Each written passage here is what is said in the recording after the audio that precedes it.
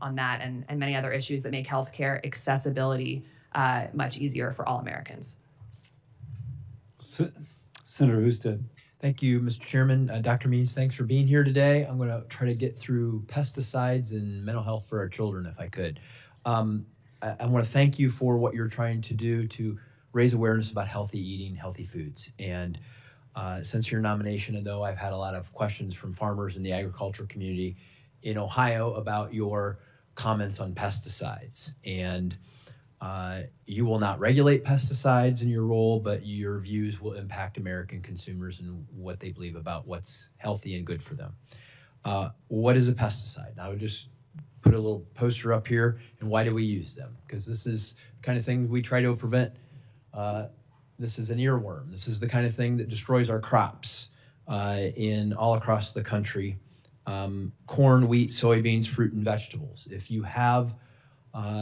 we fail to use proper pesticides, it will drive down yields of 20 to 50%, even more for fruits and vegetables, the very things we want people to eat more of, which will restrict the supply chain, make food less accessible and more expensive if we can't have proper crop yields and use more land, more resources, et cetera. And so given all those facts and given what the concerns are, please just share your views on pesticides for what they mean to the average consumer of food in our grocery stores. Thank you, Senator Husted. And thank you so much for meeting with me prior to this hearing. This is a very complex issue. And what I would just want to start by saying is that I have the utmost respect for the American farmer. And I think just like doctors, farmers are in an impossible situation right now, where we have developed an agriculture system that is dependent on chemicals that are toxic to have an affordable food supply. And that's not good for farmers. It's not good for consumers. It's a complex issue. And obviously changing anything overnight would be devastating to the American farmer and the American consumer. With that said, this administration is committed to understanding what's in our food and how it's affecting our bodies and how cumulative exposures to various chemicals in our environment is affecting us. And that is a core, profound, long-term, deep passion of mine as someone who thinks about how our environments and the system that we live in is affecting our health in the midst of this monumental chronic disease epidemic. And certainly pesticides, herbicides, insecticides is something we need to look into as part of that cumulative exposure. So it's a complex issue. It's very sensitive for farmers and for American consumers, especially mothers, because we want to have the safest water and the safest, food supply in terms of what's on it.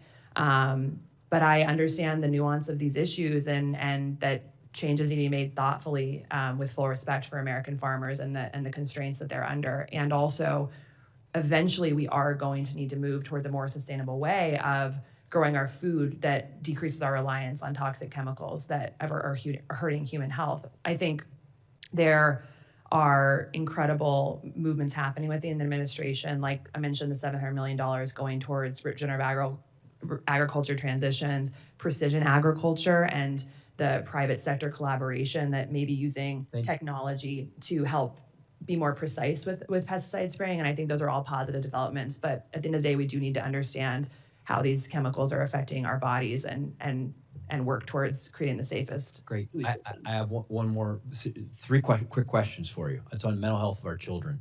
And I'm going to ask all three of them and give you a chance to respond. Do you believe that smartphones and social media are negatively impacting the health of America's children? What age should a child have access to a smartphone and social media? And what would you recommend?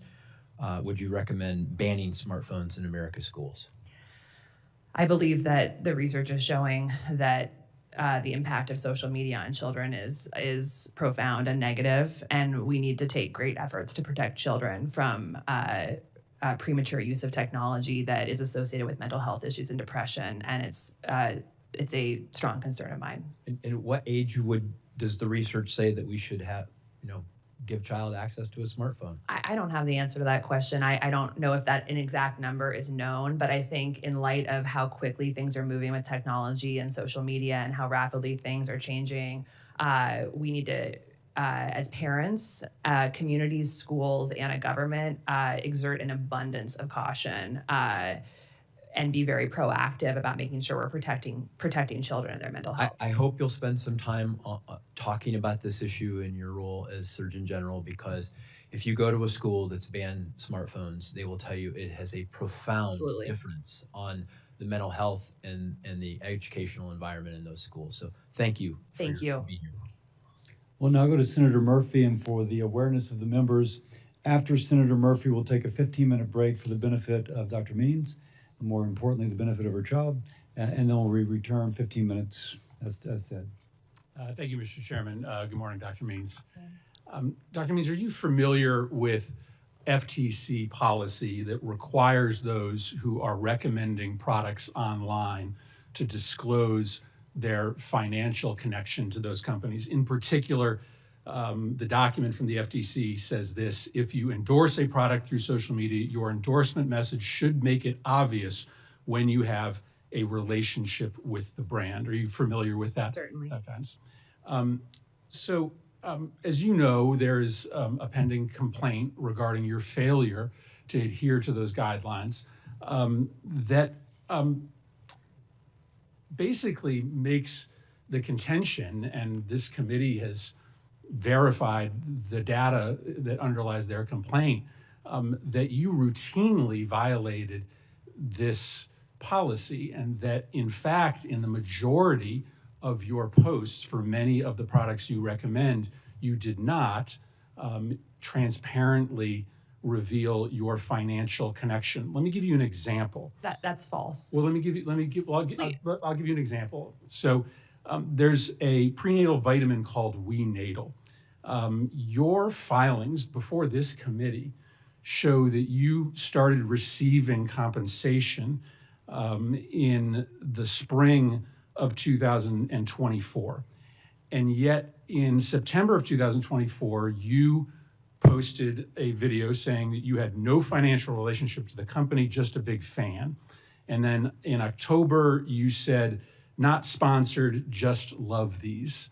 But in fact, you have documentation before this committee that showed when you said those things, you had a financial relationship. You had already started receiving money from that company.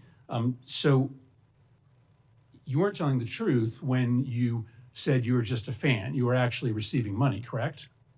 If in any post where I said I am not receiving money, I had not been receiving money at that time. But you had received partnership fees for this particular prenatal vitamin. In fact, prior to September and October, you had posted partnership links in which you get compensated based upon click-throughs, correct? I'm happy to look at whatever documentation you're talking about, but I do not. It's incorrect, and it's a false representation. And just to be very clear, I've spent the last several months working with the Office of Government Ethics to be fully compliant with this process. I take it very seriously. Before, during, and after, if I am in office, I will be in full compliance with the Office of Government Ethics. I think, as I've talked about, conflicts of interest are incredibly important to rectify if we're in public service, and I am fully committed to continuing to work with them. So let me give you some other examples. Function Health, which is your lab testing platform, data shows that you disclosed your partnership with them less than a third of the time that you recommended their services online. Genova Diagnostics, you disclosed your sponsorship in only 2 of the 9 times that you promoted Genova. Daily Harvest, you disclosed your sponsorship in only 3 of the 14 posts recommending that product. Zen Basil Seeds, you disclosed your partnership only 2 out of the 13 times that you recommended the product. This seems systemic. It seems that in the majority of instances in which you were, as a medical professional, recommending a product, you were hiding the fact that you had a financial partnership. You seem to be in regular willful violation of the FTC rules. That is concerning, as someone who agrees with Senator Cassidy that our focus has to be on restoring trust in the medical profession. And yet over and over again, you seem to be at scale recommending products without telling your followers. And you have 200,000 newsletter subscribers. You have almost 1 million Instagram followers. And in only 3 out of 14 times on Daily Harvest, when you were promoting Daily Harvest, you disclosed that you're getting paid by them? It sounds like you have a lot to say about this issue, and I would be very interested to see how your staff looked at this data. I have a strong feeling that the way in which they gather this data is done intentionally to create these claims that you're making. Well, I have I I have the backup here. I mean, will you I take it. acknowledge that in many instances when you were promoting these products, you did not disclose that you had a financial relationship? I don't think that's true. If it has happened, if it inadvertently has happened, I would rectify that immediately. However, I would be interested to see how your staff gathered I'll this be data. happy to send it to And you. I will conclude by saying I'll that send it to all the committee members. I mean, it's pretty incontrovertible evidence. I take conflicts of interest incredibly seriously. I've worked diligently with the Office of Government Ethics to make sure that conflicts are addressed thoroughly. The committee will stand in recess for 15 minutes. Thank you.